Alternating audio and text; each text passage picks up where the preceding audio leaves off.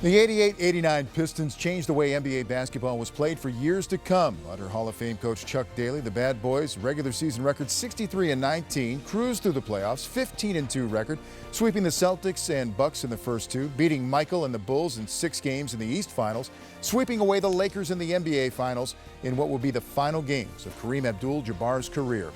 The title was the first of a back-to-back for the Pistons. They added another championship in 2004 and were honored at the Palace on Friday as LeBron James and the Miami Heat came in. Not maybe the team you'd want to come in as you honor a past championship team, but that's the way the schedule played out, and off they went. LeBron James, Udonis Haslem, and LeBron James to UD again. Nice, you put Haslem in the starting lineup. He goes 8 of 11 from the floor. And LeBron 7 assists in the first quarter. Jerebko drives and lobs to Andre Drummond, who had 9 points, 9 rebounds in the first half. Miami still up by 5. Will Bynum, he's not afraid to shoot that three. Never saw a shot he didn't like. 12 in the game. And then LeBron kicking it out to Chris Bosh, straight on three. Ooh, we'd love to have that back from Indiana the other night. Wouldn't he? LeBron James driving, so strong, laying it up and in with the left hand. And at the break, as mentioned, the '89 NBA champion. The Motor City Bad Boys came out celebrating their 25th anniversary. They look scary now. That's a lot of beef walking through that tunnel. They do. And no one was sent to the floor, we don't think. LeBron James driving, layup and one, 79-51 as Miami's starting to pull away now. After the Norris Cole miss, Chris Bosh, putback slam.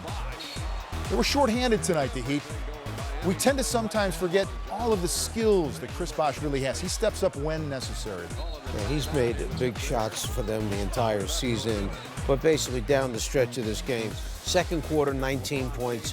Third and fourth quarter, 18 points given up. Miami's defense just got a hold of Detroit, and it was too much. Yeah, and then Haslem just finishing off the Pistons and our highlights. Miami took care of business. LeBron, first triple-double of the season, and without Chalmers, Oden, Allen, and Wade, the Heat out-rebounded the bigger Pistons, had more points in the paint, and they also ended a 3-game road skid. So Detroit now has dropped 17 of 21, proving that this edition, not necessarily bad boys, not like the champions. But as for Miami, coming off a tough loss, it was really very physical. A lot was made about that game, but a good bounce back, a win they should have had tonight and did. Without question. And right now at this point in the season, Miami is their own worst enemy. They're fighting themselves and really are the only team that I see that can beat them is themselves. But it looks like tonight was a good stepping stone to establish their defensive mindset, which is who they are. And I still feel they're still the best defensive team in the NBA, regardless of what the statistics say. Injuries obviously going to play a big part of what goes on. It's tough to go 3 straight years to the NBA Finals, have back-to-back championship, and come in again to year number 4, and everybody's saying they're the favorites coming out of the gates in the beginning of the season. There's a lot of pressure. Every game is the biggest game of the year for everyone else. You have to get through the season. Eric Spoelstra's had to manage minutes for guys who they're concerned about the injuries that they may have had. But now they're in the stretch run. They still have a shot, they see, of becoming number 1 in the Eastern Conference with Indiana getting beat. So there's a little more motivation as they finish up the last 10 or 11 games. Mike, that was a little bit of a spoiler alert.